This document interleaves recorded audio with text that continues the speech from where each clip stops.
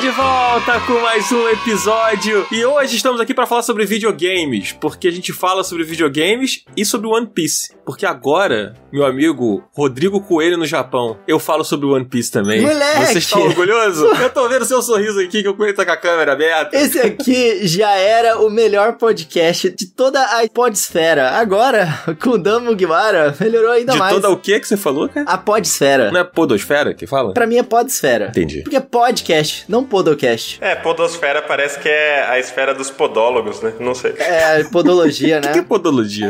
Acho que é a galera que cuida dos pés. É a galera que cuida dos pós. Caralho. O que eu sei é que meu pai tem uns calos violentos e ele vai na podóloga pra, sei lá, cauterizar ou remover calos. Então eu entendi que podólogo cuida dos pés. Não vou jogar no Google, vou confiar. Caralho, que aleatório. Estou muito feliz em saber esses detalhes sobre o seu pai. Desejo melhoras, inclusive, pra saúde do pé do seu pai. Eu vou comprar um Crocs pra ele de aniversário. Aliás, caraca, hoje é aniversário. Estamos gravando no aniversário do meu pai. Porra! Que isso, parabéns, pai do Sobe Marcelos. a música da Xuxa aí, pô, em homenagem ao site X. Parabéns. E ao aniversário aí do pai do Marcelo. Qual é o nome do seu pai, Marcelo? Paulo Eduardo. Então, um feliz aniversário aí do fundo do nosso coração pro senhor Paulo Se Eduardo. ele ouvisse isso, provavelmente ele ia falar: Ô, meu, gratidão aí. Qualquer coisa, manda uma cerveja. Já gostei dele. Pô, mas vem cá, é Paulo Eduardo Vinícius? Porque o seu sobrenome é Vinícius, né? Então, ou não? Não, seria o contrário. Todo mundo na minha família tem nome composto e meu irmão chama Marcos Eduardo. Eu escapei de ser Marcelos Eduardo. Eu acho que seria bem trágico. Certamente. Aí não teríamos o grande Marcelos V. Você tá bem, Marcelo? Pô, tô bem, tô concluindo a minha mudança. Eu tô apaixonado pela minha parede. Não sei se vocês viram essa epopeia, mas eu pintei a parede de azul aqui da sala. Em homenagem ao oceano de One Piece? Exatamente. E eu nunca tive uma parede colorida na vida. E é justamente a parede ficar contra a mesa do computador, que vai ficar de fundo das lives, assim. E aí toda hora eu olho pra trás e fico feliz. Só que falta sofá, falta fogão, falta um monte de coisa. Mas a parede pô, já tá aí. A parede tá azulzaça. Prioridades, né? E você, Márcia? Tudo bem contigo, Márcia? Tudo bem, tudo ótimo comigo. Eu assisti Barbie, então tá tudo bem agora. Poxa, eu ainda não vi. Acho que será que eu sou a única pessoa desse podcast que não viu o Barbie ainda? Amigo, gente. Coelho já viu, né? Marcelo, eu não sei. Vi. Viu, Marcelo? Chorei. Meu Deus, eu quero muito assistir, mas tá difícil conseguir um tempinho. Como é que você tá, Coelho? Tudo bem contigo? Cara, pra te responder essa pergunta eu preciso de um podcast, porque, caraca, que roller coaster de emoções foram esses últimos dias. Coelhinho, a gente tava voltando pra casa, ele largou o Switch dele num táxi. Meu Deus. E aí, cara, tadinho, ele ama esse negócio. Ele nem consegue jogar fora de casa porque depende de internet, sabe? E ele ficou muito triste, chorou pra caramba. Ele começou a entender um pouco mais as ações, sabe? Uma criança percebendo que ela tem que ter certas responsabilidades com as próprias coisas. Tadinho, mano. Mas vocês recuperaram o Switch? Então, foi uma odisseia, cara. Sério. Eu tenho algumas seguidores que têm Contatos. meios. Eu descobri, coitado, do taxista. Meu amigo, o taxista, coitado. Eu não falei isso pra ele, nem pra família dele, nem nada disso. Mas eu consegui, tipo, nome, telefone, endereço, tudo do taxista. E aí, eu não consegui falar com ele, mano. Mas eu consegui mandar um zap pra mãe deles, tentando não ser Muito tipo, creepy, né, amigo? é muito creepy, mas eu falei, por favor, será que a senhora pode me ajudar? Eu sou cliente do seu filho. E aí aconteceu isso e tal. Ela, oi, meu filho, tá, claro, posso ajudar sim, a velhinha, coitadinha, cara. Aí ela me colocou em contato com o filho dela, o taxista. E aí eu consegui falar com ele e consegui recuperar o Switch, mano. Meu Deus. Acredita nisso? Porque eu tô com medo do Coelho agora. É, cara, a internet é surreal. Gente, cuidado se o coelho esquecer alguma coisa com você. O coelho no Japão tem contatos com a... A CIA. Eu ia falar Yakuza, né? Pois coelho no Japão. É verdade, melhor ainda. Mas é surreal, mano, é meio assustador. Mas então, final feliz aí. Espero que a senhorinha mãe do motorista não tenha tido uma 5. Não, eles foram super fofos e depois eu também dei uma compensação lá pro motorista. Pela ajuda e pela honestidade também e tudo, sabe? Divulgou o Up? Divulguei, dei um cartãozinho do Dan pra ele. Pô, imagina, o taxista agora ouvindo o Up em todas as corridas. Um abraço, inclusive, seu Hudson. Tá ouvindo aqui agora. Um beijo pro seu Hudson.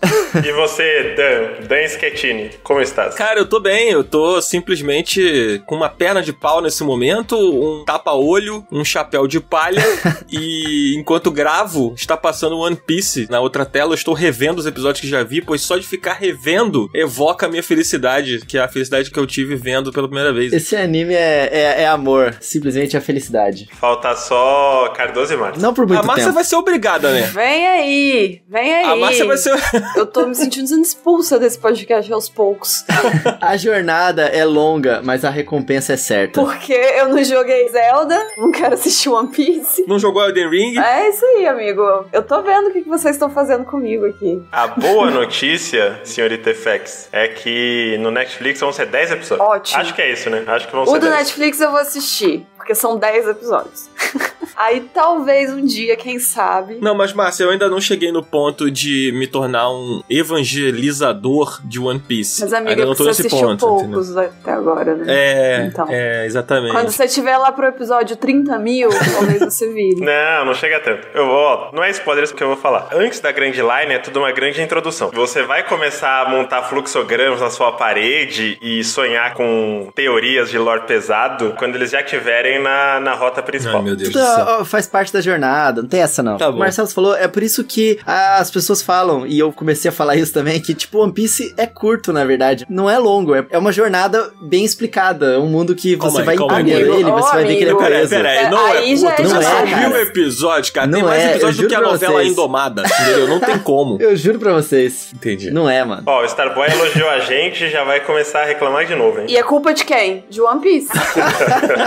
Ai, A vamos culpa é nessa, do Coelho, vamos que tá nessa. falando desse negócio aqui desde que a porcaria desse podcast nasceu, falando no ouvido, assista One Piece, assista One Piece. Agora eu tô assistindo, aí é isso que tá acontecendo. Exatamente, o Marcelo entrou aí pra endossar. Pois E é. é isso. Mas olha só, vamos falar agora só sobre o que a gente vai gravar, né? É mais um Upando, nosso quinto Upando. A gente vai falar sobre Pikmin 4, sobre Ghost Trick e sobre Oxenfree 2. Então, bora começar com o Oxenfree, mas antes um tururu, né, Coelho? Pra gente poder... por favor. E eu por acho que favor. o tururu eu já até sei como vai ser, né? Assim, porque se você não falar, quem vai falar sou eu. Vamos lá, então vamos nessa juntos, tá?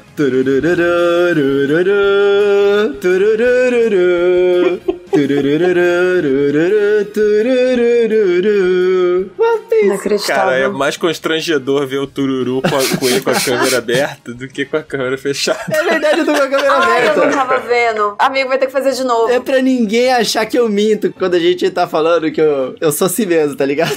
Eu até Que esqueci experiência, cara. Que experiência. É que eu sou assim mesmo. Eu sou assim mesmo, igual o post lá do Marcelos no Twitter, que ele falou sobre o bug. Enfim, acompanha o Marcelos no Twitter. Vamos nessa, só você. @Marcelos_V. Ai, puxa do...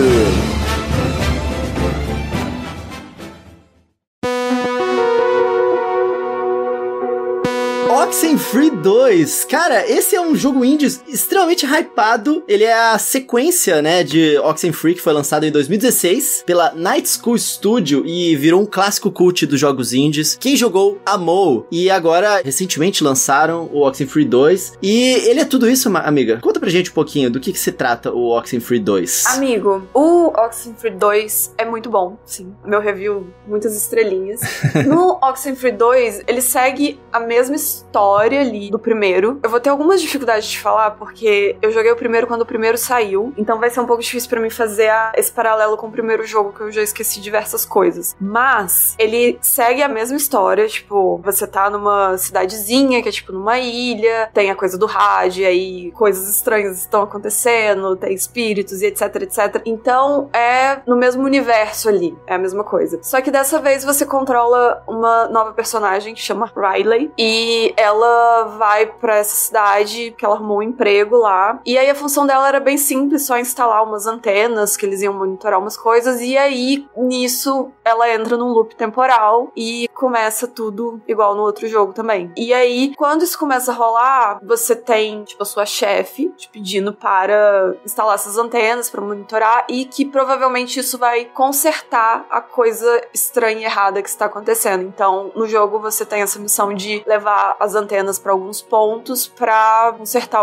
a anomalia que tá rolando ali. Só que aí no desenrolar disso tudo, coisas estranhas vão acontecendo, espíritos vão aparecendo, e aí tem um grupo de crianças que estão tipo com uma seita, e aí é uma loucura danada de você lidando com adolescentes. E dessa vez é isso. Você não é um adolescente. Que é o maior desafio agora, você lidar com os adolescentes, Exatamente. né? Eles abriram um portal pra fantasmas, pode-se dizer isso. É. No primeiro jogo meio que isso acontece, né? Rola aquele lance deles começarem a captar umas coisas no rádio deles e aí eles vão seguindo naquela ilha misteriosa do primeiro jogo e aí você começa a entender que tem uma coisa paranormal acontecendo, que não fica muito claro do que é. Eu não lembro tanto do primeiro jogo, a gente tava até conversando sobre isso, né, Márcia? Antes de começar a gravar aqui, que a gente tava tentando lembrar os detalhes do primeiro jogo, né? Mas acho que é meio que um consenso de que é bom jogar o primeiro antes de jogar o segundo, né? Tipo, ou pelo menos conhecer o que aconteceu no primeiro jogo. Eu né? ia perguntar isso, porque eu não joguei o primeiro. Tô na dúvida se vale a pena ir direto pro 2 ou se o contexto todo, a progressão até das próprias mecânicas, se a galera deve ir pelo primeiro mesmo. Olha, eu fiquei com a sensação de que ele é uma sequência muito direta do primeiro. Tipo, realmente, você acaba o primeiro e já cai nesse. E ele realmente segue reto, assim, os dois são uma coisa só. Mas eu, do ponto de que eu não lembro do primeiro, então pra mim foi quase jogar o segundo sem ter jogado o primeiro, não ficou coisa pra mim não compreendida direito. Então, assim, eu acho que o melhor cenário é jogue o primeiro, porque tem ali algumas coisinhas, algumas referências que é legal você ter a história inteira. Mas ele tem uma história fechada ali que você pega tudo, se você jogar só o segundo. Então, assim, é bem difícil falar, tipo, não precisa jogar o primeiro. Tipo, dá pra você jogar o segundo e compreender e curtir o jogo sem ter jogado o primeiro. Super rola.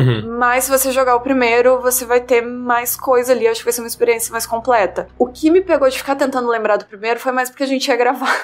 Então eu queria muito lembrar pra fazer esse paralelo. Só que acabou que eu não consegui jogar. Eu queria ter jogado. Porque tem alguma coisa ou outra que, por eu ter jogado, mas eu ter esquecido, ficou na minha cabeça assim, tá, eu acho que isso aqui foi tal coisa. Foi isso mesmo, não foi? Então eu fiquei com essa confusão de tentar lembrar de coisas que eu já joguei. E aí isso pra mim foi chato, mas se eu não tivesse isso, tipo, se eu tivesse ido jogar sem ter visto o primeiro, eu teria entendido numa boa também. Ele tem uma história que, tentando falar sem falar, né? Parece que as duas histórias estão existindo ao mesmo tempo. A história do primeiro e a história do segundo. Elas existem ali no mesmo tempo e não sei dizer se elas existem literalmente no mesmo tempo e espaço ou em dimensões paralelas, mas elas estão existindo juntas. Só que você tá jogando com outro personagem, num outro lugar, num outro cenário. Então, por mais que existe um encontro dessas duas histórias em alguns momentos, a sua história é mais sobre a personagem nova e a relação dela com esse loop temporal. E eu realmente não lembro no primeiro se tem isso, mas... Tem. Não o looping, mas de...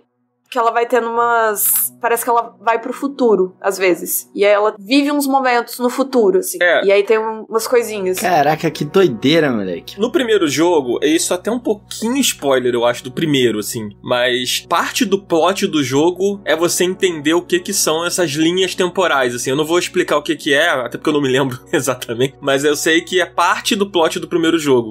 E só, Márcia, só pra voltar um pouquinho no que você falou do precisa ou não jogar o primeiro, eu não joguei o segundo, então eu não posso responder essa pergunta, eu sei que você é muito mais do que eu, mas eu recomendo que jogue o primeiro, porque o primeiro é um excelente jogo, assim. Ele tem umas coisas muito maneiras, que eu até depois vou perguntar pra você se mantém nesse segundo, mas continua falando, assim. Eu te interrompi, mas não acrescentei porra nenhuma. Não, realmente, eu acho que jogar o primeiro é muito bom. E principalmente porque, assim, eu sou meio chata com jogos que tem sequência, porque acaba que demora muito tempo pra sair, e quando você joga o segundo vai ser tecnicamente melhor, porque a tecnologia já evoluiu. Então, eu acho muito ruim fazer o caminho inverso. Então, vai que você joga o segundo, gosta muito, quer jogar o primeiro, e aí, sabe? Então, de preferência, joga o primeiro. E os dois são jogos curtos, acho que 4 horinhas, 5, 6, sei lá, no máximo. Mas, voltando ao que eu tava falando, a Riley, que agora é do segundo, ela tem esses momentos de ter visões, ter momentos, e aí você fica meio em dúvida, tipo assim, ela vai pro futuro, ela vai pro passado, então, tipo, assim, quem viu o filme A Chegada, é essa vibe, filme A Chegada. Coisas vão acontecendo, e ali na hora você não entende se ela tá tendo uma lembrança, se ela tá tendo uma visão, se aquilo foi no futuro, se aquilo é no passado. E aí, isso é muito legal, você ir descobrindo na história, tipo, o que é presente, o que é passado, o que é cada coisa. Então, a história fica mais nela. Então, assim, tem essas coisas em volta, tem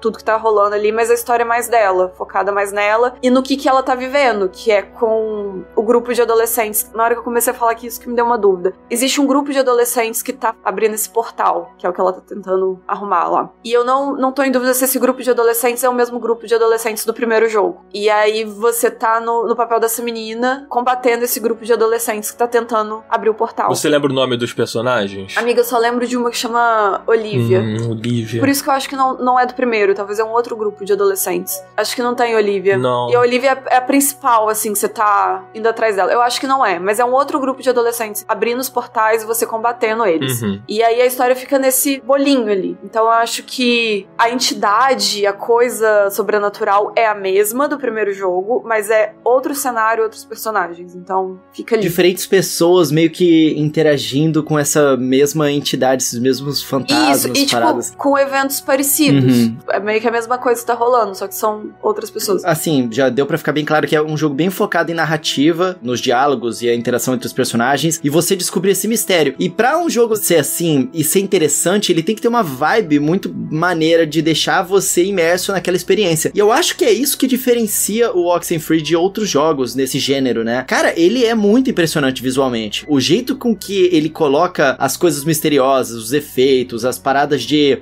rádio, essa outra dimensão meio maluca com uns triângulos, é muito interessante visualmente. A música, os efeitos sonoros, a parte visual, ela é muito envolvente, né? Vocês têm essa sensação também? Vocês gostam disso? Porque eu acho muito maneiro. Eu tô perguntando isso porque eu sei que muitas pessoas na internet às vezes olham pra um jogo e acham ele meio simplificado, meio, não, é jogo indie, não sei o quê. Mas eu acho que esse aqui tem um custo de produção e de polimento muito alto, cara. Nossa, mas ele é belíssimo. O 2 ainda é mais bonito. Ele tá com algum estilo diferente de arte. Assim, é bem semelhante, mas é um pouco diferente. Ele tá muito bonito. E aí, em alguns momentos, quando eu jogava e eu deixava o jogo parado e ia, sei lá, na cozinha pegar uma água, ficava na TV e eu falava assim, nossa, isso parece um quadro. Você pode tirar um print e imprimir e pôr na parede, que tá lindo. Ele tá muito bonito. Pô, tranquilamente, Roubei essa ideia. O primeiro já é muito bonito, né? O segundo, como eu ainda não joguei, mas eu vi muitos vídeos, vi os trailers, eu tava super no hype pra jogar. Ainda tô, na verdade. Assim que eu tiver um tempinho, vou pegar ele pra jogar. Mas tô curioso pra ver como que ficou a direção de arte do segundo jogo. Ela é um pouco diferente do primeiro, né? Então, isso que eu achei muito legal, porque... E reforçando a coisa do joga o primeiro pra depois jogar o segundo, que você sente um pouco essa diferença. Porque ele é bem igual ao primeiro, o clima tá igual, é a mesma coisa, só que tem um polimento diferente ali. Tem uma coisinha diferente. Então, é o mesmo melhorado, assim. Muito bonito, a ambientação muito legal. E não só a arte, né, mas todo o ambiente, ele é criado de um jeito muito legal. E os efeitos com os espíritos, etc. E a trilha sonora? Eu não sei dizer, porque pra mim tudo é muito uma coisa só, sabe? Ele cria um universo muito fechado. Eu não consegui separar as coisas. Entendi. Mas... ele é muito imersivo. Os momentos que os espíritos aparecem e tal. Eu cheguei a ficar com um pouquinho de medo.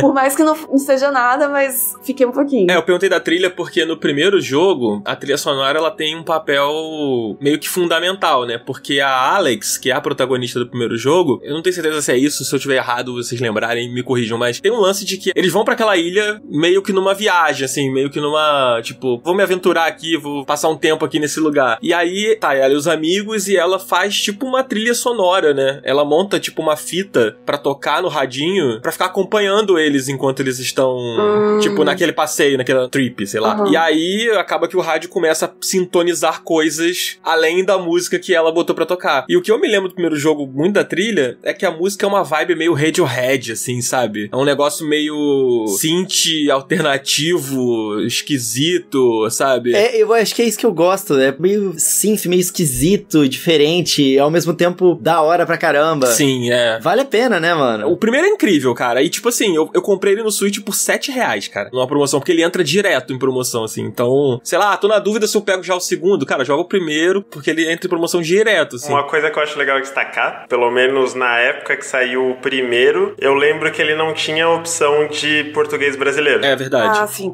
O segundo tá todo em português. Nossa, isso é muito bom. Então, pelo que eu pesquisei aqui, até dei uma olhada na Steam, a opção do idioma não foi adicionada no primeiro, né, de lá pra cá, mas o segundo tá. Então, acho que pra muita gente que tem essa barreira do idioma e quiser e puder começar pelo segundo, vale a pena que ele tá totalmente traduzido. Não tá dublado, mas tá com a interface, as legendas. Ficou boa a tradução, Márcio? Você jogou em português? Joguei em português, tá muito bom. Tipo, muito, muito bom, muito natural. Principalmente porque ele é um jogo... O principal dele é diálogo. No segundo, eu acho que eu senti mais isso. No primeiro, eu lembro de ter mais dinâmica com rádio e tal. Nesse, eu senti mais o peso de diálogo diálogo do que de outras coisas. Então, esse tá bem natural. E isso do diálogo, porque ele tem muito peso, né? É um jogo de escolhas e acaba que suas escolhas interferem nos eventos. E é ótimo estar totalmente em português, porque você tomar decisão rápido, tem um tempinho pra você escolher entre 3 opções de diálogo, estando no seu idioma facilita muito. Me lembro que no primeiro jogo, ele tinha um lance de que os diálogos eram muito naturais, assim.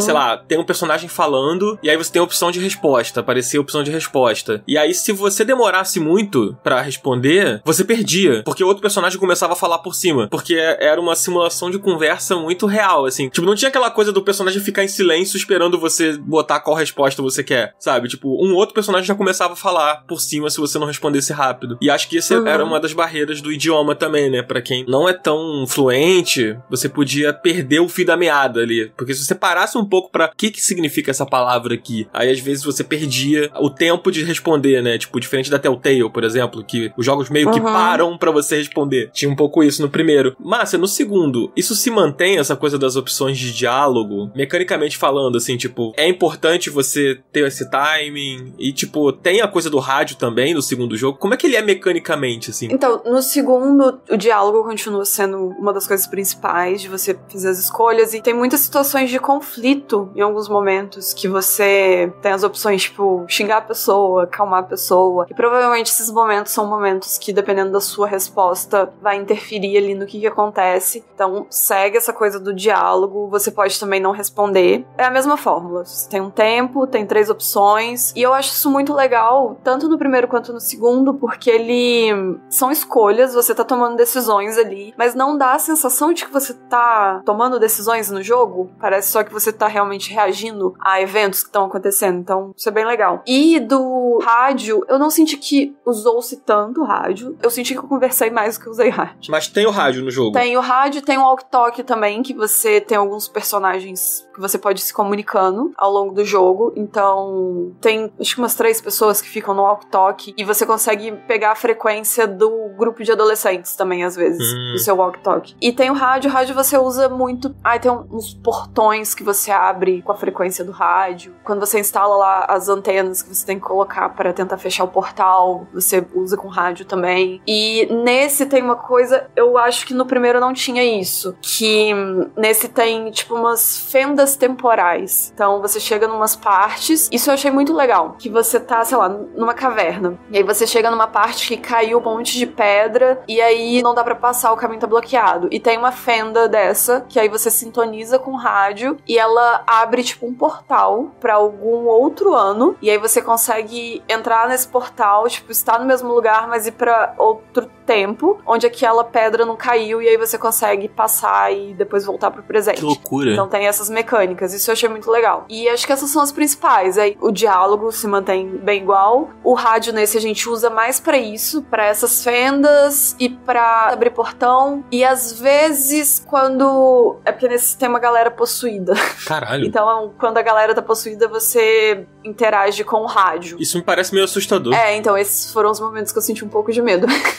Mas essas são as mecânicas. Eu acho que a mecânica tá um pouco diferente do primeiro, do que eu lembro, pelo menos. E isso eu acho muito interessante também, porque é o mesmo feeling de jogo, mas é um jogo diferente. Porque é um personagem diferente lidando com coisas diferentes. Então eu achei legal essa escolha de ter uma mecânica parecida, mas levemente diferente. Bom, acho que saquei o Oxenfree. Vocês querem perguntar alguma coisa, gente, sobre o jogo? Cara, eu queria saber se a performance do jogo tá redondinha, ou se tem algumas quedinhas e tal, porque eu não sei, às vezes no Nintendo Switch, um jogo cheio de efeitos assim, rola umas paradas que se o desenvolvedor ele não, sei lá, não poliu, não conseguiu ter tempo pra polir muito bem, acaba mesmo que o jogo sendo mais simples tendo esses problemas. Você jogou onde, Márcia? Eu joguei no PS5 e 0 problemas. Então, meio complicado. Foi tudo suave aqui, não sei dizer. Mas eu acho que esse sendo um jogo de maior orçamento, assim, não vai ter, provavelmente, grandes problemas em relação a isso, até porque ele tem sido muito bem recebido. Acho que isso teria sido bem recorrente na internet, né? Bomba! Urgente. Coelho disse que o Switch é um tablet velho que não aguenta nem dormir. Vai estar amanhã em todas as manchetes. Não me cancelem.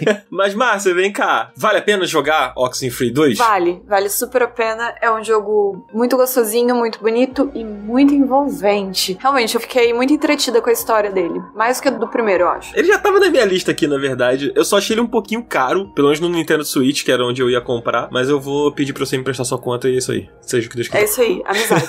É isso. Vamos falar sobre Pikmin 4? Yes! Mas antes, meu amigo Rodrigo Coelho, acho que é importante a gente falar aqui, porque é sempre importante a gente falar sobre o Catarse, cara. Porque nós batemos a nossa meta e vai ter Disc Up.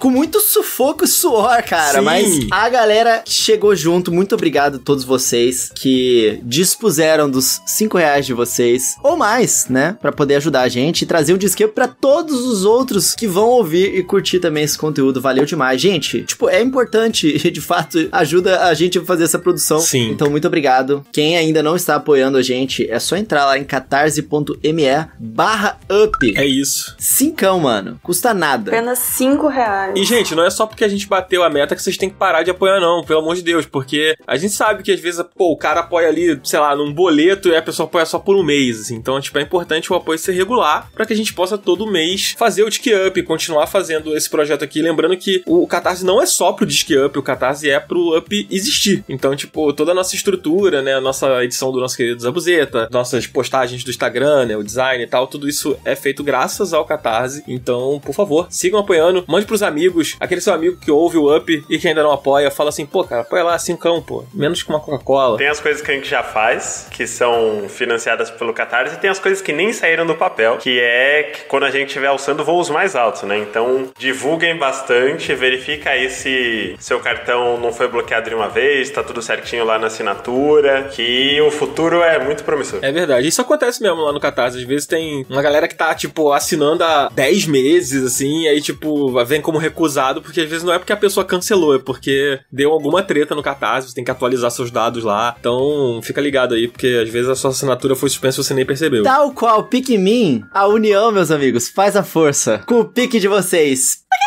Então vamos lá, Coelho, me conta, cara, do que se trata Pikmin 4? Cara, Pikmin 4 se trata de amor e alegria em forma de jogo. Cara, se trata da teimosia do nosso querido velho do Mario, Shigeru Miyamoto, que simplesmente não desiste de Pikmin. Pikmin não é uma franquia que vende muito, mas o Miyamoto falou o seguinte, galera, olha só, a gente não só vai fazer um novo jogo sim, porque eu que mando aqui nessa pocilga, mas a gente vai fazer um jogo com um orçamento altíssimo, fazer ele ter os melhores gráficos do console inteirinho e ele ainda ser muito fofo e esquisito, e a gente vai enfiar esse Pikmin goela abaixo de todo mundo com uma demo e vai apaixonar as pessoas dessa franquia na marra, porque as pessoas têm que perceber que Pikmin é muito divertido. Eu achei muito engraçado que numa entrevista o Shigeru Miyamoto simplesmente falou, eu não entendo por que Pikmin não vende mais, o jogo é tão bom, coitado, sabe? Né? Poxa, ele tá tão pobre. E estamos aqui no Up pra mudar esta realidade. Não deixem Miyamoto triste, por favor. Eu acho, não sei se o Coelho teve essa percepção, que ele disse na entrevista que não entende, mas o Pikmin 4 passa a impressão de que eles entenderam sim. E eles estão correndo atrás disso. Ah, eu acho que sim, mano. É o que Pikmin 4 dá a entender pelo menos, né? Por causa do escopo do jogo que aumentou bastante. Talvez seja o Final Fantasy de Pikmin, a última chance da franquia, quem sabe? Como é que é? O Final Fantasy de... Ah, tá, o primeiro Final Fantasy, né? A fantasia final, né? Final Fantasy tem esse nome por causa da historinha lá. Sim. A lenda de Final Fantasy. A lenda, é verdade. Mas enfim, galera, Pikmin 4 é basicamente um jogo de formiguinhas que se juntam pra explorar um grande mundo que é o nosso mundo. É o planeta Terra. São os alienígenazinhos que saíram do planeta deles lá, chegaram aqui no nosso planeta e por algum motivo nosso planeta tinha essas criaturas chamadas Pikmin, que são vários tipos diferentes de Pikmin em união, fazem várias coisas diferentes. Então, os personagens eles vão encontrando esses Pikmin ao longo da jornada, né? Então, tipo, logo no início ali você já conhece o Pikmin vermelho, que ele bate, ele é raivoso e ele tem um ataque mais forte. O Pikmin amarelo, que você consegue lançar ele mais longe. O Pikmin azul, né, que ele consegue andar dentro da água, os outros se afogam na água. E o Pikmin de gelo, que, cara, é uma das novidades desse jogo, que é muito divertido usar o Pikmin de gelo, porque ele congela os inimigos, ele congela objetos, então, tipo assim, se tem uma gelatina no meio do caminho, você consegue tacar os Pikmin de gelo nessa gelatina, e eles ficam lá, blom, blom, blom, blom, naquela gelatina, aí ele congela a gelatina, e aí você usa o seu cachorrinho, que é outra coisa nova desse jogo, pra dar um, tipo, um charge card de touro, assim, sabe? O touro vai lá e dá uma chifrada, o cachorrinho ele dá uma porradona na parede, nas coisas que ajuda a derrubar e em coisas congeladas pra estilhaçar essas coisas. E aí você pega os pedaços, traz de volta pra sua nave e você libera novos caminhos. Pikmin, ele é um jogo bem de aventura e também de estratégia. Sabe quando a Nintendo pegou o gênero de third person shooter e falou assim, a gente vai fazer o nosso próprio estilo e fizeram o Splatoon? Então, Pikmin é a Nintendo pegando o gênero de StarCraft, Warcraft, ou RTS, né, o Age of Empires, e fazendo do seu próprio jeito. Só que em vez de você ser Deus, que controla as tropas e vai clicando e indica onde é que eles têm que ir, você controla fisicamente um capitão e a sua tropa segue esse capitão. Eu acho legal, Coelho, acho legal você explicar um pouquinho como é essa mecânica dos Pikmin pra quem nunca jogou nenhum Pikmin, assim. Era isso que eu ia perguntar. Desculpa, eu tô muito empolgado e muito imerso em Pikmin já tem mais de um mês, assim, ó. Eu tô jogando o Pikmin 4. Conta aí, Dan, explica aí, pô. Tô falando pra caramba aqui. Não, tudo bem. Eu gosto de ouvir você falar. Se deixar, mano, eu não vou deixar ninguém falar. Eu tô empolgadíssimo com o Pikmin 4. O jogo é realmente um dos melhores exclusivos do Nintendo Switch, cara. Cara, uma coisa que é legal do Pikmin 4, especificamente falando, é que eu acho que ele é uma boa porta de entrada pra franquia. Eu acho que você não precisa jogar o primeiro, o segundo. Cara, legal, saiu lá na eShop, agora você pode comprar o primeiro e o segundo jogo, eles foram portados pro Nintendo Switch. O port tá muito legal, inclusive. A Nintendo mandou pra gente, eu joguei o primeiro todo, eu ia começar o segundo e aí saiu o 4. Aí eu falei, pô, vou direto pro 4 porque eu não quero perder, né? Pô, é o lançamento, quero saber como é que o jogo tá. E eu não senti que eu perdi muita coisa, tipo, porque ele meio que tem uma história própria ali, com algumas referências, é claro, aos outros jogos, mas como ele funciona mecanicamente? Ele é isso que o Coelho falou, você comanda um personagem, que você vê ele ali numa visão quase isométrica, não é exatamente isométrica, mas é quase aquilo ali, e você tem uma visão bem ampla do cenário. E aí, Márcia, você perguntou como funciona. Os Pikmins, eles são como um mini exército que você tem ali, e que você vai aumentando esse exército conforme você vai jogando as fases. Esse exército, ele realiza funções pra você. Por exemplo, você precisa carregar um objeto do ponto X pro ponto Y. Então, sei lá, pra carregar esse objeto, você precisa de 20 Pikmins pra conseguir levar esse peso. Então, se você já tem um exército com 20 Pikmins, você usa o direcional, aponta os Pikmins pra aquele objeto, os Pikmins vão, grudam naquele negócio e carregam de um ponto pro outro. Por exemplo, Márcia, no primeiro jogo, e nesse também, você tem a missão de reconstruir a sua nave, de ir pegando as peças que se espalharam ali pra você poder ir embora do planeta e tal. Então, as naves estão espalhadas em diferentes fases e você manda os seus Pikmins ir pegando essas peças. Só que é obviamente que não é só isso que você vai encontrar pelo caminho. Você vai ter inimigos e aí os Pikmins vão e enfrentam esse inimigo. Porque, sei lá, você precisa de 10 Pikmins pra atacar um bicho e derrotar ele. Então, não sei se você já teve algum contato com... Você e até os ouvintes, né? Tiveram algum contato com, sei lá, Age of Empires ou esses jogos assim, que você tem aqueles exércitozinhos, né? Os personagens ali. Você sabe que, sei lá, pra derrotar uma frota inimiga, você tem que mandar X inimigos ali, sabe? No Pikmin isso é mais lúdico, isso é menos complexo do que é no Age of Empires da vida, sabe? Cara, a referência com StarCraft, Age of Empires faz muito sentido, mas eu acho que tem um outro jogo, uma outra série que, se não influenciou diretamente, pô, foi inconsciente coletivo, foi alguma pira, porque existia um jogo de computador que saiu pra vários consoles antigamente chamado Lemmings. Vocês lembram disso? Não. Lembro. Ih, nossa. Mas aí tu fez eu mostrar minha idade de novo aqui, vai ser muito velho mesmo. Meu pai do céu. Você viu no YouTube, né, Coelho? Foi isso. Eu vi no YouTube. Eu esqueci disso. Eu joguei isso no Master System. É Lemmings, L-E-M-M-I-N-G-S. Lemmings. E era um jogo onde você dava ordens, geralmente com mouse, né? Pra uma tropinha e você atribuía ferramentas, né? Alguns cavavam, alguns construíam uma ponte pra cima e eles tinham que ir de ponto A a B. Era 2D, né? Side-scroller. Não era isométrico igual os RTS tradicionais. Mas ele tinha esse lance de você conduzir uma tropinha e atribuir atividades pra cada um deles. No Lemmings eram as ferramentas, né? O Pikmin eu acho que tem isso misturado com RTS, porque cada Pikmin vai ter funções próprias que só aquele tipo pode fazer. O vermelho é resistente ao fogo, por exemplo. Então tem inimigos ou áreas que tenham uma barreira de fogo. E aí você só pode passar lá com os vermelhos. O azul é isso também pra água. O amarelo carrega bombas, tem eletricidade, tem o roxo que é mais pesado. O novo de gelo consegue andar sobre a água, mas não pode ser molhado, que é uma coisa meio confusa. É que eu nunca joguei muito RTS, né? Depois eu saquei que bate, mas eu lembrei de cara de Lemmings, assim, dessa pegada de atribuir as tarefinhas pra uns bichinhos fofos pra chegar até algum lugar, sabe? E assim, no Pikmin 4, o lance da estratégia e da aventura, ele tá bem dividido, assim. Eles deixaram o jogo realmente pra novas pessoas poderem ser introduzidas a essa série. Então, na parte de cima do mapa, mapa, digamos assim, que é a parte da aventura, você de fato pode sair explorando, tem vários puzzles e você vai usar os tipos de Pikmin pra resolver muitos desses puzzles. Tem combate, mas é bem passeio no parque, assim, é pra você se divertir naquele mundo. É uma mistura de gráfico fotorrealista com cartoon, e eu acho muito bonito, cara. E nesse jogo você consegue ter um controle da câmera, então você consegue colocar ela bem próxima aos personagens pra poder ver os detalhes e tal. E aí você vai desbloqueando várias áreas diferentes, tipo assim, então uma sacola daquelas de papelão no meio da sua rota, né? Aquelas de mercado mesmo. E aí você usa um monte de Pikmin e eles vão lá empurrando aquele negócio. Pera, como é que eles fazem? Ah, tá, entendi.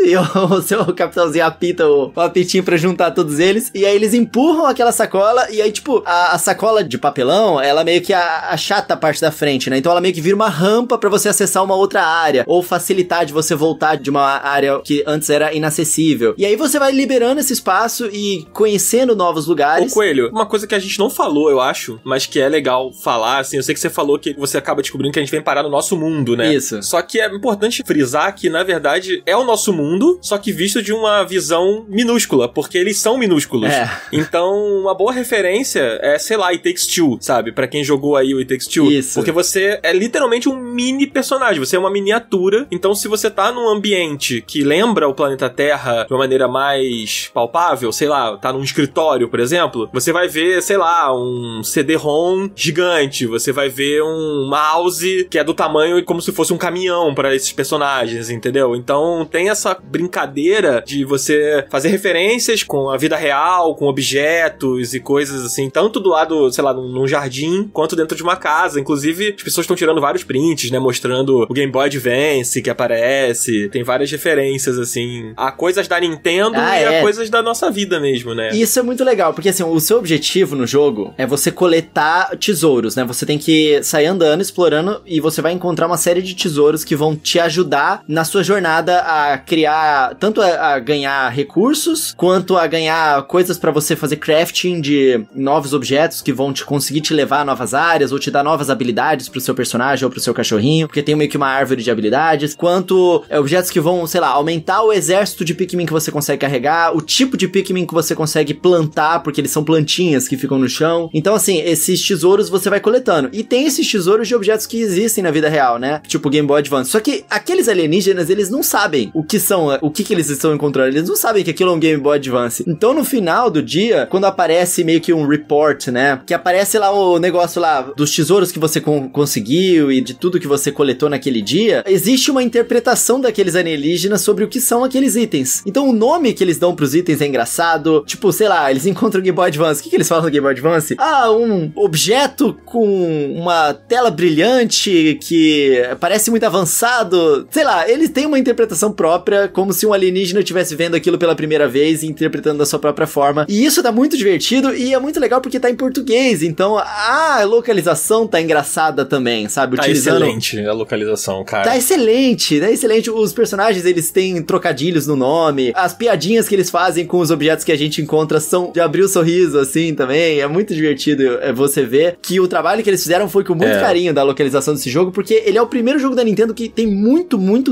texto mesmo, e tá 100% em português, né, Danzito? Inclusive, essa é uma crítica que eu tenho ao jogo. Eu acho que o Pikmin 4, em comparação com os outros, ele tem muito texto. Ele tem bastante texto mesmo. Ainda bem que ele tá em português, porque, sei lá, uma pessoa como a Márcia, por exemplo, que nunca jogou nenhum, e decide pegar o jogo, se ele tivesse todo em inglês, assim, tipo, e a Márcia, sei lá, é uma pessoa que ou tem preguiça ou não é tão fluente, ela ia achar meio chato, assim, porque ia ter essa barreira do idioma. Então, mas não tem, tá ótimo, ele está em português. Mas eu acho que ele tem muito texto, eu acho que ele explica muito certas coisas, porque, assim, são dois lados, né? O primeiro é que eu acho que ele faz um papel de, tipo, reapresentar a série. Ele é realmente um novo início da série. A Nintendo é muito inteligente, ela sabe que a oportunidade de emplacar o Pikmin, graças ao Nintendo Switch agora, é uma oportunidade que é única, porque é um jogo que nasceu no GameCube, que é um videogame que, porra, não teve o sucesso de um Wii, por exemplo, sabe? Ou do próprio Switch. E depois saiu no Wii, aí depois teve no Wii U, que é um videogame que não existiu. É incrível, eu ia comentar isso.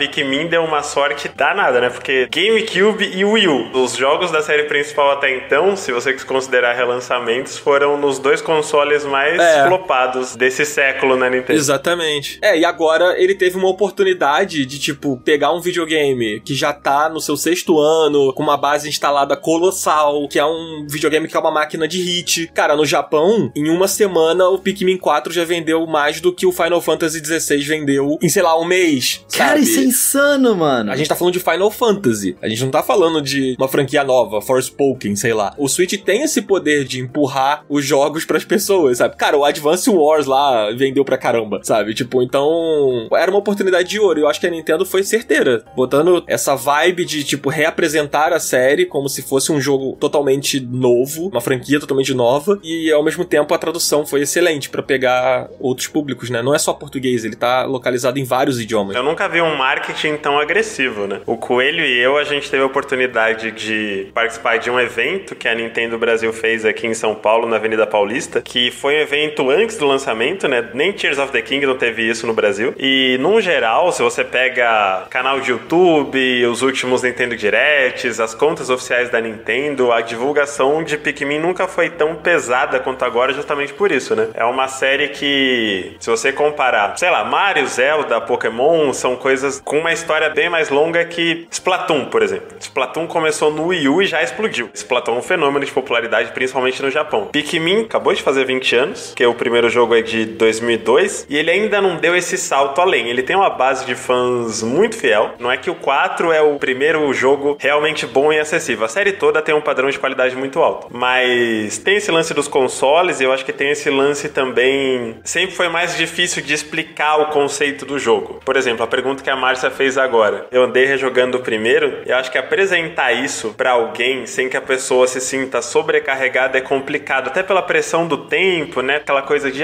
mas Pikmin é tão fofinho, eu vou mandar ele pra morte, perdi 3 Pikmins, vou recomeçar tudo. Vai acabar o dia, eu não fiz nada, porque tem essa coisa da passagem dos dias, né? Você tem uma contagem de dias no primeiro bem rígida, que é de 30 dias. Cada dia tem ali algo entre 10 e 15 minutos pra 30 peças. E se você não consegue, você recomeça o jogo todo. Eu fiquei muito ansioso jogando o primeiro, cara, por causa desse negócio. O primeiro realmente é tenso, moleque. E então eu acho que, por mais que os jogos sejam ótimos, eles nunca passaram, não sei, essa vibe fofa, relaxante que você tem da estética toda do jogo. Jogar em si, na real, nunca foi isso. A série foi gradativamente ficando menos rígida, né? Mas o 4, ele junta aquelas áreas subterrâneas do 2, onde o tempo não passa, com uma divisão de tarefas mais tranquila. A sua base vai avançando junto com você, pra você não ficar correndo igual um maluco quando começa a anoitecer. Então teve várias mudanças assim de qualidade de vida, né, de deixar a experiência mais agradável, que devem pegar mais gente. E tem um detalhe também, o Dan falou sobre a câmera isométrica, que é tradição de RTS e sempre foi tradição da série, mas uma das grandes mudanças do 4 é essa opção de câmera livre, que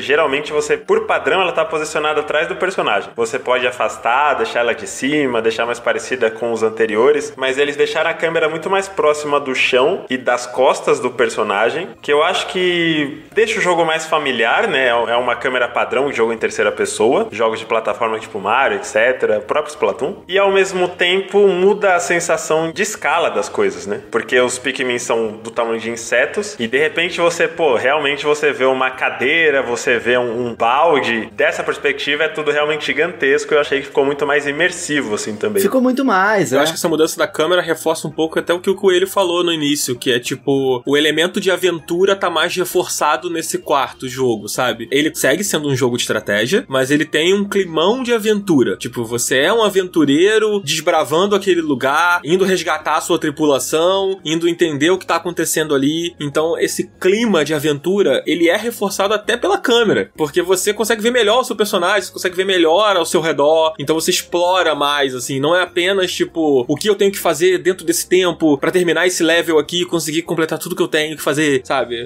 O jogo ele não te coloca mais essa pressão. Ainda existe o elemento tempo, mas você não é pressionado mais por isso. É bem mais tranquilo. Ô, Coelho, eu quero te perguntar, você chegou a jogar o co-op dele? Eu joguei e é um downgrade, né? Porque, assim, a série normalmente ela não é conhecida por ser um jogo que tem multiplayer, apesar de jogos anteriores terem multiplayer. Mas não era muito bem explorado. Só que quando a Nintendo relançou o Pikmin 3 2 no Nintendo Switch, eles colocaram o multiplayer cooperativo na aventura inteira, porque antes você tinha missões que você podia fazer fora do jogo pra fazer o modo cooperativo, né? E aí, cara, foi muito legal pra quem gosta de Pikmin, só que Pikmin 3 ainda também não é um jogo muito, tipo, ideal pra novos jogadores. Ele é melhor do que os outros, o ideal mesmo é o 4. Tipo, eu joguei com a Mari o cooperativo do Pikmin 3, ela ficou meio confusa, demorou um tempo pra ela pegar o jeito, e o Pikmin 4, que seria o ideal pra isso, eles removeram essa habilidade de você jogar multiplayer cooperativo de igual pra igual, digamos assim, porque existe o multiplayer, só que o segundo jogador, ele controla uma mira na tela que auxilia o primeiro jogador. É tipo o multiplayer do Super Mario Galaxy, que o segundo jogador tinha uma mira na tela que atirava os Star Bits ali, conseguia parar os inimigos e conseguia, sei lá, ajudar na aventura de modo geral. E também no Super Mario Odyssey, que o segundo jogador pode controlar o chapeuzinho. Péssimo. Nossa, é o pior tipo de co-op que tem. É tipo você enganar a criança que ela tá jogando o jogo e o controle não tá conectado. Mas, ô Márcia, no caso do Odyssey, você não apenas engana a criança, você atrapalha o adulto.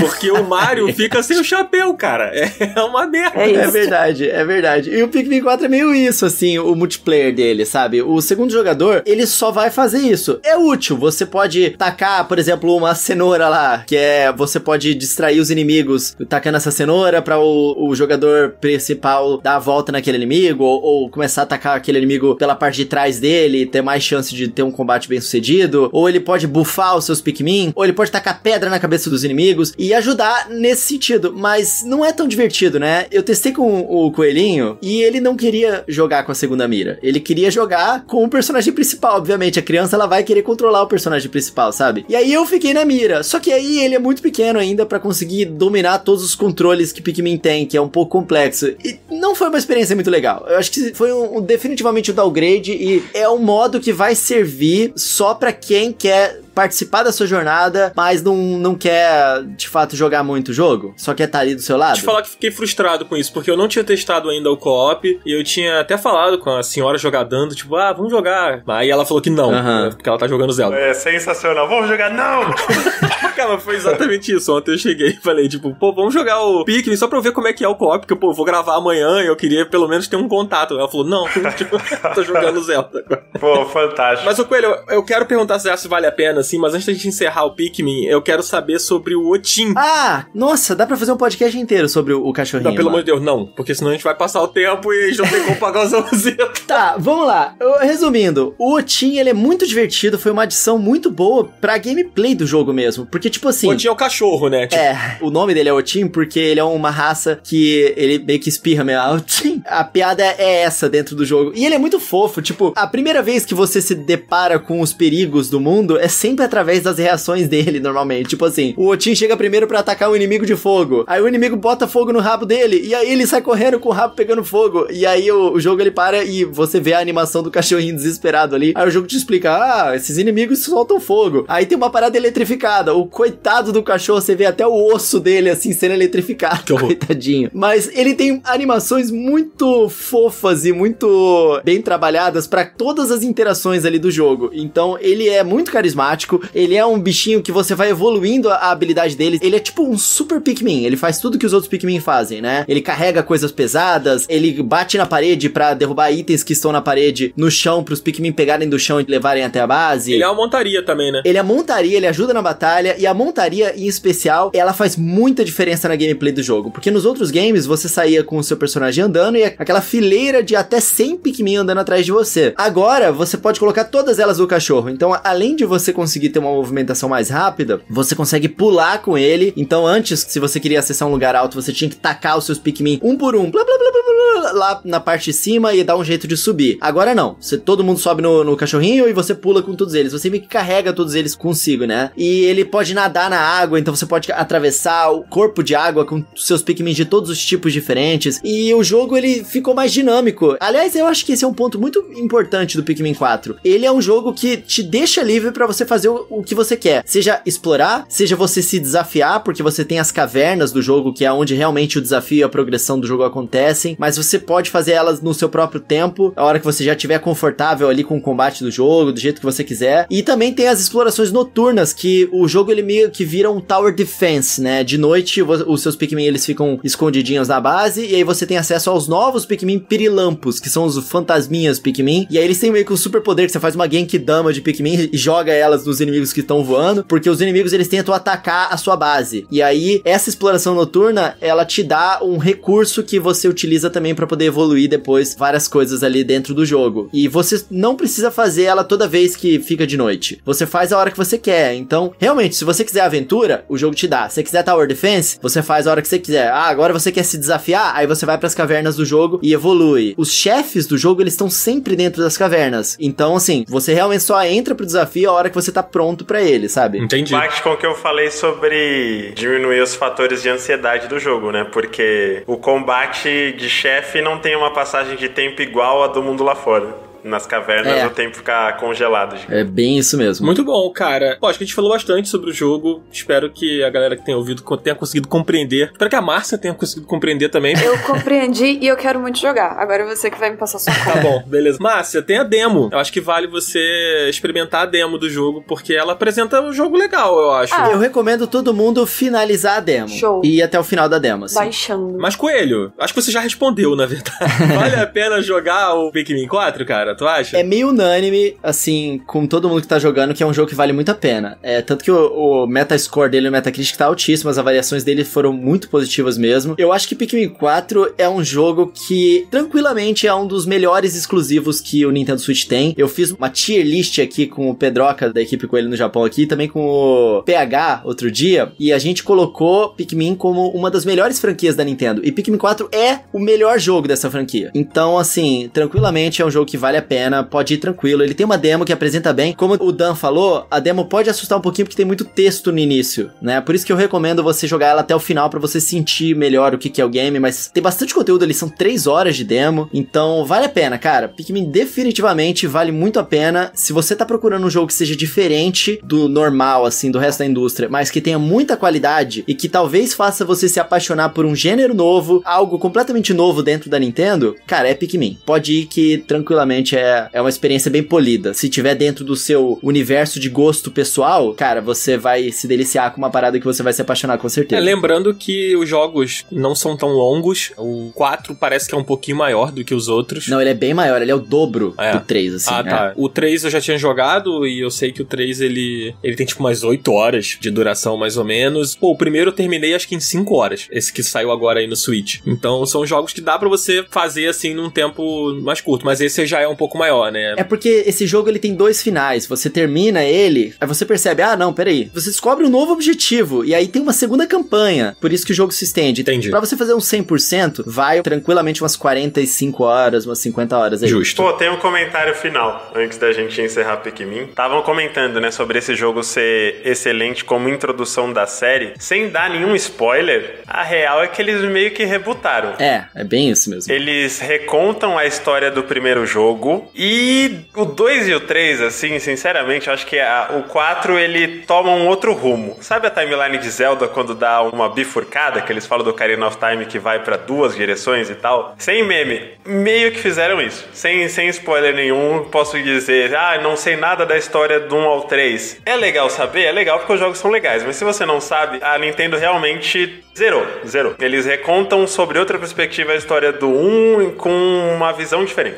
E a gente criticou aqui o lance do multiplayer, mas ele tem multiplayer, só não é cooperativo, ele tem um multiplayer competitivo, um contra outro jogador ali, também você pode fazer contra o computador e tal, e esse é muito divertido mesmo, e não é difícil de um jogador novo, que pelo menos jogou a demo, competir contra você de igual pra igual, é bem legal, é o Dandori Battle. Justo. É uma batalha bem divertida ali de 2. Bom, então tá, então esse foi Pikmin 4, vamos agora partir pro último jogo, que esse foi o que o Marcelo jogou, e cara, eu não encostei nesse jogo, eu não faço a menor ideia. Ghost Trick, cara, é o quê? Um relançamento? Não sei se é um remake, o Marcelo vai explicar pra gente. O que se trata, Marcelo, de Ghost Trick? Eu sei que você falou um pouco dele no programa que a gente fez sobre o Summer Game Fest, né? Porque ele apareceu lá e tudo mais, você deu uma boa introduzida, mas pra quem não ouviu, do que se trata esse jogo, cara? Eu sou a única pessoa daqui que jogou, né? Não sei se o Coelho jogou. Não, eu não joguei ainda, a Márcia, acho que não. Eu não. Tá, venham comigo. Venham com o Tio Celos que vai ser bem divertido. Ghost Trick é um jogo da Capcom que foi lançado originalmente para o Nintendo DS em 2010. Eu joguei a versão original, foi dela que eu falei nesse episódio, né, do Summer Game Fest. E eu já deixei claro lá que é um dos meus jogos favoritos da vida. Não tem hipérbole pra descrever o quanto eu gosto de Ghost Trick. Foi um jogo que abriu muito minha cabeça e minha visão pra, não sei, pras possibilidades de mecânica desses jogos mais focados em narrativa, sabe? Jogos que são muito centrados na história e que às vezes visual novels, coisas assim, que é puramente diálogo e você não tem tanta interação, não tem tanta oportunidade de puzzles diferentes, né? De coisas mais dinâmicas mesmo. Eu acho que Ghost Trick faz muito bem isso. Um detalhe legal de contextualizar é que ele é do mesmo criador de Ace Attorney, do Phoenix Wright. Essa todo mundo conhece, né? Claro. Nossa, eu não sabia que era do mesmo cara. A história desse cara é muito legal. É legal entrar um pouco nisso. Ele tá na Capcom desde os anos 90 e ele trabalhou bastante com o Shinji Mikami, o criador de Resident Evil, que agora já não tá mais na Capcom, né? Mas os primeiros Residents do 1 ao 4 são do Mikami e tem uma outra série chamada Dino Crisis. Não sei se é Dino Crisis ou Dino Crisis. Eu falo Crisis, mas acho que é Crisis, né? Que é um Resident Evil de dinossauro do Play 1. A galera mais antiga, né? O Coelho deve ter visto esse no YouTube também. Não, eu não me lembro disso.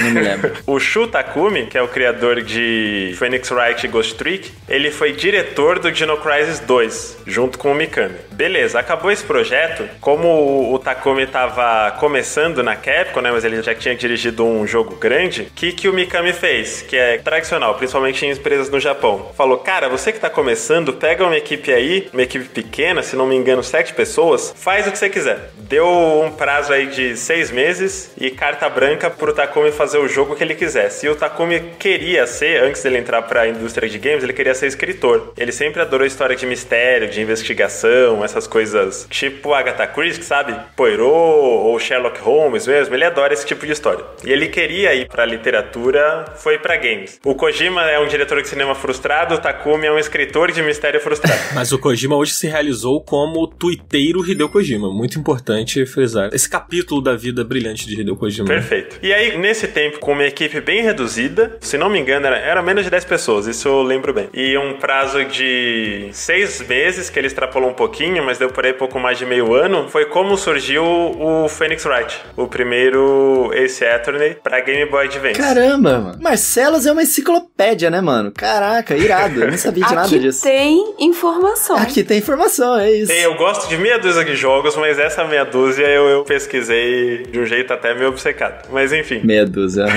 Quem jogou os primeiros Ace Attorney percebe, né? O jogo é bem simples, né? Ele é texto, o pixel art dele é bem frame a frame, que ele foi feito por uma equipe bem pequena e fez bastante sucesso. Explodiu, a série já tem, sei lá, contando crossover com o Professor Layton, perto de 10 jogos, tem anime, tem filme adaptado. Beleza. Acho que entre o quarto jogo de Phoenix Wright e o quinto, o Shu Takumi não participou do quinto, de Phoenix Wright, porque ele tá envolvido com o Ghost Trick. Ele voltou no sexto. Então o Ghost Trick foi meio que um respiro dele, de Phoenix Wright, depois de 10 anos trabalhando só na franquia. E aí era uma série nova, com uma história totalmente nova, que diferente de Phoenix Wright, que é uma série longa, né? Esse Attorney, né? Que é uma série bem mais longa, o Ghost Trick é uma história que se encerra ali. Eu não vejo possibilidade de uma sequência de Ghost Trick, a menos que seja outro personagem, outro contexto, com outras mecânicas. O jogo ele usava muito as duas telas do DS e, resumindo bem a sinopse, o nome do jogo é Ghost Trick porque você é um fantasma. No começo do jogo você descobre que você morreu e você não se lembra muito bem quem é. Você vê seu corpo, você fala, pô, sou esse cara aí. E você tá morto no meio de um lixão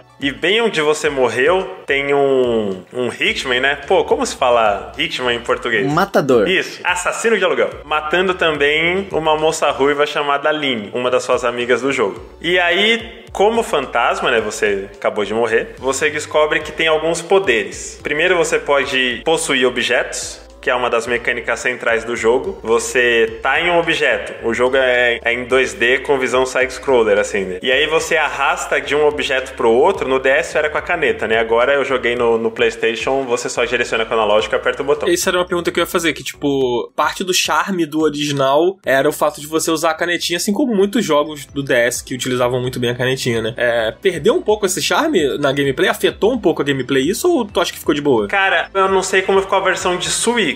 Se eles mantiveram isso, eu achei estranho que pelo menos no PlayStation 4 você não consegue usar o touchpad do DualShock. Desperdício, né? Total. E eu não sei como tá a versão de PC, mas eu imagino que você consiga jogar com o mouse, que na minha opinião melhora muito. Não é ruim jogar com analógico, mas a sensação que eu falei de interatividade da coisa se perde um pouco, né? Fica uma coisa mais aponta pro objeto e aperta o botão, assim. Tanto é que ele foi, antes de sair essa versão agora, ele tinha sido lançado depois do DS pra iPhone. Ele foi dividido em vários episódios, aquele esquema que você joga o primeiro episódio e os outros são pagos, sabe? E no iPhone ele funcionava bem também por causa da tela de toque. Tá aí, tô curioso pra saber se no Switch eles usaram o touchscreen, mas enfim, continua, Marcelo. Então, aí as mecânicas principais são essa, né? Você arrasta de um objeto pro outro, e quando você tá em um objeto, sei lá, você pegou um guarda-chuva, você pode abrir o guarda-chuva, ou você possui um controle remoto de uma TV e você aperta e você liga a TV daquele apartamento, sabe? Coisas assim. Por que você faz isso? Por que você usa, manipula objetos, faz essas coisas? Porque o outro poder que o Cecil tem, né, que é o protagonista que morreu,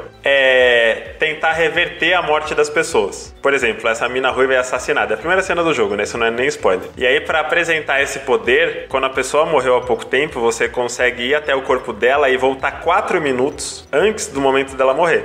E aí você vê como foi que aconteceu até ela morrer. E você tem esse espaço de tempo de 4 minutos, que não é tempo corrido, né? É bem menos que isso, mas é tipo uma contagem de tempo do jogo. Você pode ir manipulando os objetos da cena pra tentar evitar a morte da pessoa, sabe? E esse é o Ghost Trick? Exatamente. É o truque do fantasma? Entendi. Quando você possui um objeto e você faz ali uma traquinagem, que eu acho que é uma tradução boa pra trick, a travessura. E no caso dessa introdução do jogo, tem esse assassino com uma arma e ele vai atirar nela. Só que você, sei lá, faz um violão fazer barulho, então você distrai ele. E aí você dá um tempo pra menina tentar fugir, sabe? Esse tipo de coisa. Entendi. E uma mecânica muito legal disso é que isso acontece, não é por turno. Quando você tá nesse modo de voltar no tempo e tentar reverter a morte de alguém, tem uma ampulhetinha que é uma passagem de tempo real. Você vê os bonequinhos tomando as ações dele e você escolhe em qual parte da cena, tipo numa peça de teatro, qual parte da cena você vai interferir. Não é como, sei lá, um julgamento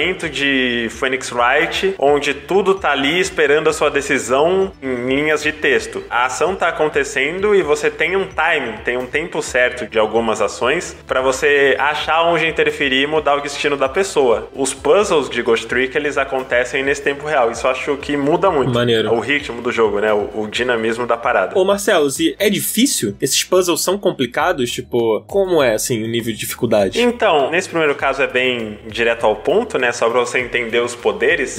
E depois, eu acho que tem 2 caminhos possíveis pro perfil da pessoa que tá jogando. Você pode refazer esses 4 minutos várias vezes e ir por tentativa e erro. E mais cedo ou mais tarde você vai sacar o que tem que fazer. E nesse sentido eu acho bem fácil, né? Porque o jogo não te pune por errar ou não conseguir. Você tenta quantas vezes você puder, o que é até divertido. Mas eu acho, não diria difícil. Eu acho que é mais lúdico você tentar sacar por conta própria. Em vez de ficar só usando o trick em tudo e ver o que funciona ou não, sabe? É divertido essa coisa de criar uma linha de raciocínio. Você ter uma ideia, testar e ver que ela funciona é muito mais legal do que você ficar interagindo com tudo pra ver o que diálogo aparece, sabe? Entendi. Mais difícil não é. O grande chance de Ghost Trick pra mim, a mecânica é muito inovadora e tal, mas pra mim a parada são os personagens e a história. É surreal o quanto todo mundo, os vilões, o protagonista, os personagens que você salva, todo mundo é absurdamente carismático. Todas as linhas de diálogo são ouro puro. Tem um cachorro, puta, como é que fala? Lulu da Pomerânia?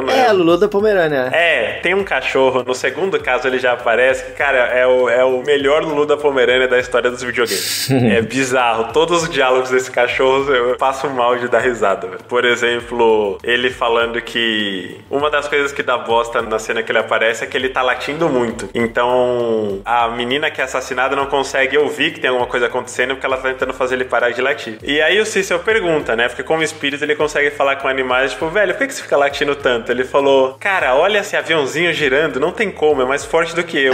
É uma força que me compele que vai além. Aí quando você volta no tempo, ele também fala, pô, que legal, voltamos no tempo, vamos evitar o que aconteceu. Aí o Cecil pergunta, você não tá surpreso que existe viagem no tempo, que o meu poder funciona assim e tal? Aí ele falou, não, a Camila consegue andar em duas pernas, eu não, então pra mim é só óbvio que tem gente que consegue viajar no tempo e eu não consigo. Ele tá em português? É, aqui a gente vai entrar numas ressalvas que eu tenho com a versão nova. Você tinha perguntado se é um remake ou o que ele é, né? Ele não é um remake completo, é o mesmo jogo em HD, porque ele tinha saído até então pra iPhone e DS, né? Então eles refizeram, né, os modelos agora em alta resolução, o jogo é muito bonito, eu acho ele, pra tela do DS, né, pro hardware do DS, eu acho que ele resolvia muito bem as limitações ali, e é legal ver ele em HD, mas essa versão poderia ter sido mais polida. O idioma é uma questão, ele não tá em português, o que já é uma barreira enorme, né, porque ele é predominantemente texto, história, e tem alguns detalhes que poderiam ter sido implementados, né, que eu achei uma oportunidade perdida. Por exemplo, ele não é widescreen, que eu achei bem esquisito. Sabe esses jogos que você escolhe o fundo, a tela continua em 3x4 e você escolhe qual é o fundo que fica? Geralmente os relançamentos da Capcom são assim, né? Eles fazem isso com o Mega Man, por exemplo. Pô, tem uns detalhes, por exemplo, qualquer jogo hoje em dia que tem muito diálogo, você tem um botão de log, tá cada vez mais comum, né? Que você consegue ler a conversa toda. Ou se você pulou sem querer alguma fala, você aperta o log e volta. O Tears of the Kingdom tem isso, até aquele Ace Attorney que é no passado, que é com Sherlock Holmes, que é da própria Capcom, que é do próprio Shutakumi. A versão que saiu em HD tem isso e o Ghost Trick não tem. Eu achei muito esquisito. O que ele adiciona, além da evolução gráfica, as músicas foram todas rearranjadas. Você tem a opção de áudio, né, se você quer as músicas originais ou as versões novas orquestradas, e tem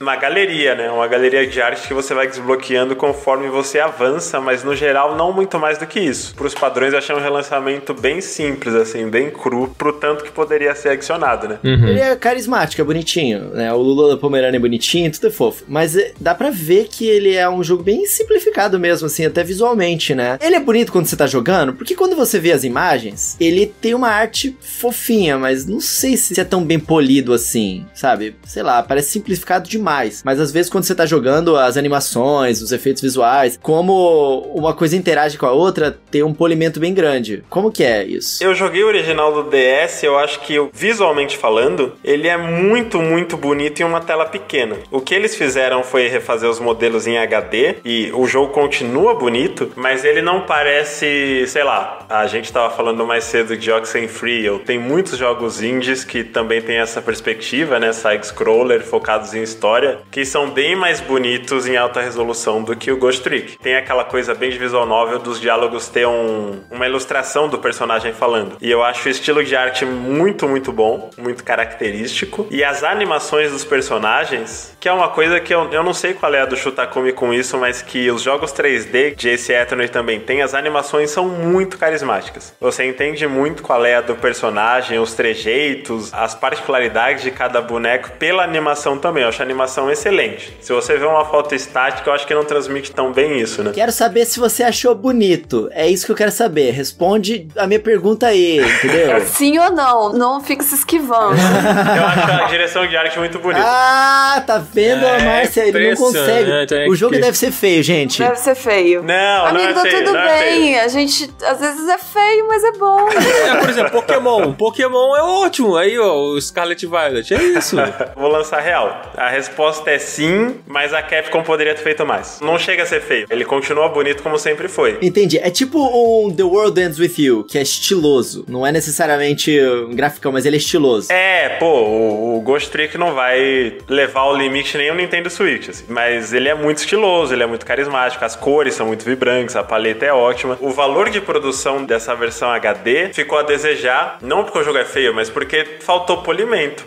Não ter o log, não ter o widescreen, ele poderia dá um salto maior gráfico, né? Que agora você tem hardware pra trabalhar melhor algumas coisas. Eu acho que ele é o mesmo jogo em HD, só que como o jogo original é excelente, eu particularmente não reclamo, mas eu reconheço que ele não, sei lá, eu não sei o preço cheio dele, mas ele não valeria jamais um jogo preço cheio, sabe? Mas então, dito tudo isso, vale a pena jogar o Ghost Trick? Qual é o seu veredito? Sobre o relançamento, claro, não sobre o clássico. Eu acho que vale demais, porque ele ficou acessível para um público muito maior, né? Ele foi lançado em todos os consoles atuais, tá na Steam, tá pra geral, e é uma joia perdida. Eu não sou a única pessoa que é fã de Ghost Trick que fala dele com tanta paixão. Praticamente todo mundo que eu conheço que terminou o jogo original fala basicamente a mesma coisa. Se não é o jogo favorito da vida, fala, pô, top 5 Nintendo DS, e do ponto de vista de história, narrativa, plot twist, tudo, uma das melhores coisas que eu já joguei. Ele é muito, muito, muito redondo. Ele não é longo, sei lá, eu chuto estourando aí umas 10, 15 horas. Menos até. Mas a história é muito bem amarrada. Ele acaba, você lembra do primeiro caso, né? Porque tem um grande mistério aí que é, quem sou eu porque eu morri? O Cecil, ele não tem esses poderes pra sempre, né? Quando amanhecer, tipo, quando o sol nascer, né? Depois da noite que ele morreu, ele vai partir pro próximo plano, seja lá o que for. Então ele tem uma madrugada pra descobrir quem ele é, porque ele morreu e o que aconteceu. E toda a história do jogo, todos os capítulos são em lugares diferentes dessa mesma noite. E cara, quando você pega esse mistério principal, as coisas que estão no primeiro caso, e você chega no final, o jeito como tudo amarra, qualquer pessoa que gosta de uma história bem contada, bem escrita, você levanta e aplaude de pé. Pô, é tudo isso mesmo? Que da hora. Lendo, Shutakumi é gênio. Se ele queria ser escritor, pô, ele é muito mais do que isso agora. Além de um escritor excelente, ele é um game designer fora de série também. Pô, hypei agora, hypei então. Só uma informação aqui, Marcelo, pra acrescentar, enquanto você estava falando, eu dei uma pesquisada rápida, e sim, a versão do Nintendo Switch utiliza o touch do videogame, o que acho que é uma notícia bem legal, né? Já que é parte do charme do jogo original. Se eu tiver que sugerir, dentro disso que a gente tava comentando sobre gráfico, hardware, etc., é excelente pra ser jogado no Switch. Mesmo no Switch Lite, mas se você jogar ele no modo portátil assim, aí eu acho que é como ele foi pensado pra ser jogado mesmo. Justo, então esse foi Ghost Trick. Falamos hoje sobre 3 jogos muito legais e 3 jogos bem diferentes, né? Acho que o Ghost Trick talvez seja um pouco mais próximo aí do Oxenfree em termos de coisas narrativas e tal, mas são... Em termos de coisas indies. Mas não é indie o Ghost Trick, né? Ou é? Não. Não é. Tá. Verdade. É Capcom, verdade. né? É Capcom. Mas acho que foi isso. Acho que esse foi o nosso upando de hoje. Não vai dar tempo da gente fazer a Pindica. Ficamos devendo. Indicamos esses 3 jogos aí, ó. Exatamente. De fato, foram 3 jogos bons hoje. A gente não falou de jogos que não são tão bons assim dessa vez. É verdade. Mas fica o convite pra você que tá aí escutando, seguir a gente lá no Instagram, cara. Porque no Instagram a gente tá fazendo o Up Indica lá toda semana. E são os melhores posts. Todo mundo interagindo lá. São bem legais. É verdade. O último teve bastante interação. Então, nem todo programa a gente faz o Up Indica, mas a gente leva lá pro Instagram as nossas indicações. Então, se você sente falta de ouvir aqui, inclusive o Thiago Guzmão, o dentista ouvinte do Up, ele veio reclamar comigo assim, porra. Ele é maravilhoso, eu adoro ele. Eu te falei que eu encontrei ele pessoalmente, né? Numa DICE. Você acha que você contou isso num programa? No Up, contei. Beijo, Thiagão. Ele veio reclamar comigo, cara. Ele veio reclamar, falou, pô, tem que ter Up Indica, cara. Eu sinto falta, eu quero saber alguma coisa pra eu consumir, assim. Às vezes o Up Indica é o meu guia e tal. E aí eu falei, pô, dá uma olhada no Instagram. E ele não tava meio ligado. Aí acho que ele viu lá, achou maneiro e tal. Então fica essa recomendação aí. O Up Indica desse programa veja o Up Indica no Instagram também. A indicação é a indicação. Exatamente. Márcia, vamos encerrar esse programa, mas a gente tem uns agradecimentos aqui pra fazer, né? Então, por favor, faça as honras de agradecer aos nossos queridos assinantes. Vamos lá, hoje farei a honra de agradecer a todas essas pessoas que não são apenas nossos assinantes, são nossos amigos. Nossa família, né? Nossa família. São pessoas da mais autoestima pra gente. Então, os agradecimentos de hoje vão para Vinícius Castellani Palomari. Nossa, que nome chique. Nome bonito, né? A gente sempre tem pessoas com nomes chiquérrimos aqui, né? Caramba. Agradecimento também para o Henrique Fernandes Veri Marques e o Bruno Veras. Muito obrigada a vocês. São maravilhosos. Todos com nomes belíssimos. Apenas nomes belíssimos. Tenho certeza que feições muito belas também, assim. Rostos muito bem diagramados. Muito obrigado, gente, por seguir com a gente. Vamos nessa, Coelho? Vamos nessa, Marcelos? Vamos dar tchau? Vamos nessa, amigos. Não se esqueçam, deixa aí, ó, por favor, um comentáriozinho no Spotify, que tem sido bem divertido. A gente fica tirando print e mandando no nosso grupo de zap. Tipo, olha que fofo, não sei o que. Brigadão. Mandem mesmo e deixem 5 estrelinhas lá. E é isso aí, beijão em todos vocês. Ó, eu vou colocar uma enquete aqui nesse episódio, Coelho. Ó. Vou colocar uma enquete, que a enquete vai ser o seguinte: vocês querem um programa sobre One Piece? Isso! Essa é a enquete. Nossa, Essa é a sim! enquete. Ah, não, lá vem. Mugiwaras, respondam essa enquete. O Cardoso por favor. vai escutar isso aqui, que o Cardoso não tá aqui com a gente hoje. Um beijo, Cardoso, sei que você tá ouvindo Beijo, aí. Cardoso. Ele vai fechar os punhos, assim, com ódio, ouvindo eu falando que eu vou colocar essa enquete. Maldito dia que eu não gravei. Não, o Cardoso tá em casa, ele sentiu uma fisgada no peito agora, ele não sabe de onde veio. Gente, esse vai ser o episódio de maior sucesso do UP, vocês vão ver. Então tá bom. É, a potência de One Piece é incrível. Não, mas calma aí, a galera tem que votar. A gente vai botar a enquete, você que tá ouvindo aí nesse momento esse episódio, vota aí se você quer um episódio sobre One até Piece. parece que as pessoas vão votar não, mas beleza, vota lá, galera, porque a gente vai precisar desses números pra convencer o Cardoso. Então valeu, gente, até semana que vem. Que horas que é mesmo, Coelho? 10 horas da manhã, Então tá quarta-feira, em todos os seus streams de podcast favoritos. Obrigado por todo o apoio de vocês, amigos. Valeu, gente. Beijos. Beijos, Tchau, gente. gente. Forte abraço.